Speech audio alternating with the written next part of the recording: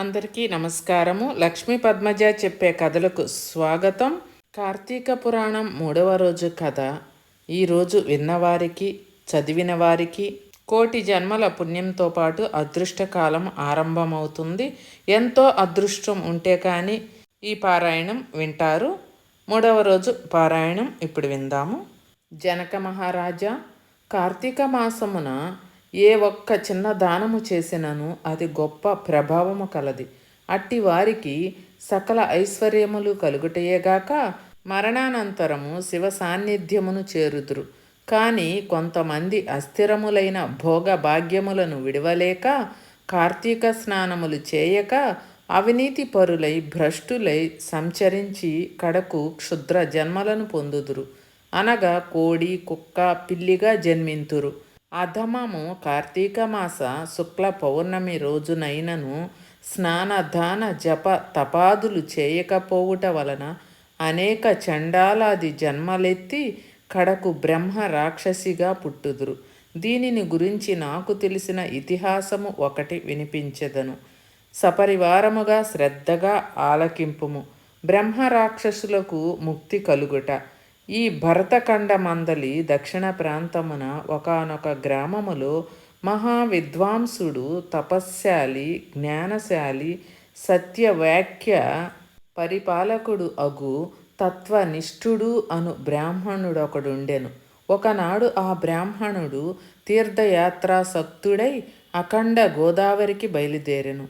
ఆ తీర్థ సమీపమున ఓ మహావట వృక్షంపై భయంకరమైన ముఖముతోనూ దీర్ఘకేశములతోనూ బలిష్టములైన కూరలతోనూ నల్లని బాణపొట్టలతోనూ చూచువారికి అతి భయంకర రూపాలతో ముగ్గురు బ్రహ్మ రాక్షసులు నివసించుచు ఆ దారిన బోవు బాటసారులను బెదిరించి వారిని భక్షించుచు ఆ ప్రాంతమంతయు భయకంపితము చేయుచుండిరి. తీర్థయాత్రకై బయలుదేరి అఖండ గోదావరి పుణ్యక్షేత్రమున పితృదేవతలకు పిండ ప్రదానము చేయుటకు వచ్చుచున్న విప్రుడు ఆ వృక్షము చెంతకు చేరుసరికి యథాప్రకారముగా బ్రహ్మ రాక్షసులు కిందకు దిగి అతనిని చంపబోవు సమయమున బ్రాహ్మణుడు ఆ భయంకర రూపములు చూచి గజగజ వణుకుచూ ఏమియు తోచక నారాయణ స్తోత్రమును బిగ్గరగా పఠించుచు ప్రభో ఆర్తత్రాణ పరాయణ అనాథ రక్షక, ఆపదలోనున్న గజేంద్రుని రక్షించిన విధముగానే ఈ పిశాచముల బారి నుండి నన్ను రక్షించు తండ్రి అని వేడుకొనెను. ఆ ప్రార్థనలు విన్న బ్రహ్మ రాక్షసులకు జ్ఞానోదయము కలిగి, మహానుభావ, మీ నోటి నుండి వచ్చిన శ్రీమన్నారాయణ స్తుతి విని మాకు జ్ఞానోదయము కలిగింది. మహానుభావ, మమ్ము రక్షింపుడు అని ప్రాధేయపడిరి. వారి మాటలకు విప్రుడు ధైర్యము తెచ్చుకొని, ఓయి, మీరెవరు? ఎందులకు మీకు రాక్షస రూపంబులు కలిగెను? మీ వృత్తాంతము తెలుపుడు అని పలుకగా, వారు విప్రపుంగవ, మీరు పూజ్యులు, ధర్మాత్రులు, వ్రత నిష్ఠాపరులు. మీ దర్శన భాగ్యము వలన మాకు పూర్వజన్మమందలి జ్ఞానము కొంత కలిగినది. ఇక నుండి మీకు మా వలన ఏ ఆపద కలుగదు అని అభయమిచ్చినవి. అందొక బ్రహ్మ రాక్షసుడు తన వృత్తాంతమును ఈ విధముగా చెప్పసాగెను. నాది ద్రవిడ దేశము, బ్రాహ్మణుడను. నేను మహాపండితుడనని గర్వము గల వాడినై ఉంటిని. న్యాయాన్యాయ విచక్షణలు మాని పశువు వలె ప్రవర్తించి తిని. బాటసారుల వద్ద, అమాయకపు గ్రామస్తుల వద్ద దౌర్జన్యముగా ధనము లాగుకొనుచు దుర్వ్యసనాలతో భార్యాపుత్రాదులను సుఖపెట్టక పండితులను అవమానపరుచుచు లుబ్ధుడనై లోక కంటకునిగా నుంటిని. ఇట్లుండగా ఒకానొక పండితుడు కార్తీక మాస వ్రతమును యథావిధిగా నాచరించి భూత తృప్తి కొరకు బ్రాహ్మణ సమారాధన చేయు తలంపుతో పదార్థ సంపాదన నిమిత్తము దగ్గరున్న నగరమునకు బయలుదేరి తిరుగు ప్రయాణములో మా ఇంటికి అతిథిగా వచ్చెను.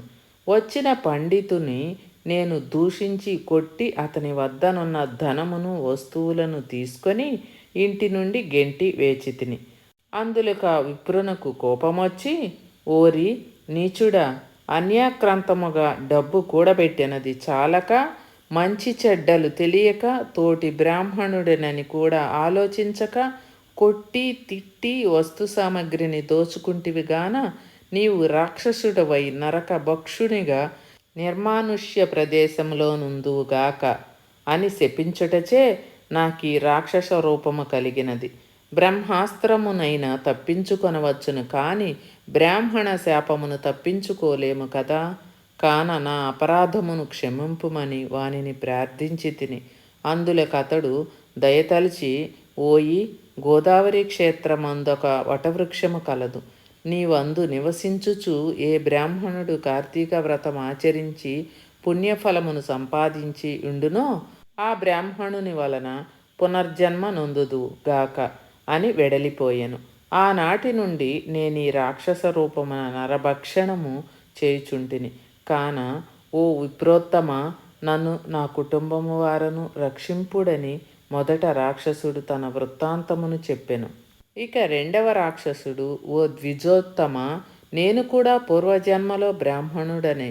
నేను నీచుల సహవాసము చేసి తల్లిదండ్రులను బాధించి వారికి తిండి పెట్టక మార్చి అన్నమో రామచంద్ర అనునటుల చేసి వారి ఎదుటనే నా భార్యా బిడ్డలతో పంచభక్ష పరమాన్నములతో భుజించుచుండెడి వాడిని.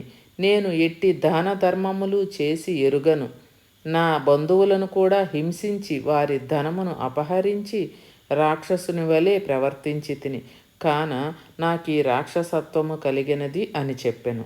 మూడవ రాక్షసుడు కూడా తన వృత్తాంతమును ఇటుల తెలియజేశాను.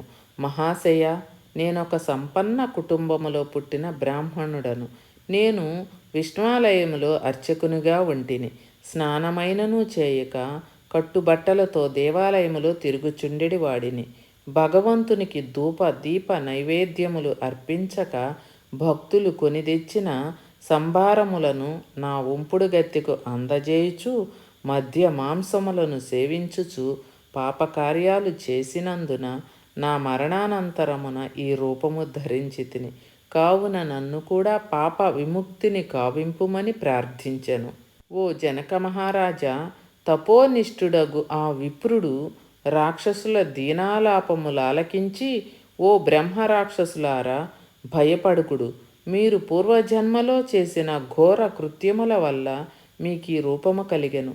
నా వెంట రండు, మీకు విముక్తిని కలిగింతును అని వారి నోదార్చి తనతో గొనిపోయి ఆ ముగ్గురి యతనా విముక్తికై సంకల్పము చెప్పుకొని తానే స్వయముగా గోదావరిలో స్నానమాచరించి స్నాన పుణ్య ఫలమున ముగ్గురు బ్రహ్మ రాక్షసులకు ధారపోయగా వారి వారి రాక్షస రూపములు పోయి దివ్య రూపములు ధరించి వైకుంఠమున కేగిరి.